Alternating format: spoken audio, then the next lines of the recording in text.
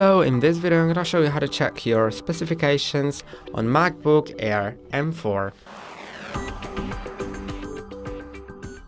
In order to do it, you just need to click on the Apple logo and click on About This Mac. Then you'll see the chip that you have, the Apple M4 of course, the memory, which I have 16 gigabytes, and you can also click on More Info. By the way, you can also check the size because MacBook Airs come in two sizes, the 13 and 15 inch. You can also see the display. So in this case, this is the 4K display. And you can see the storage. So I have the 256 gigabytes.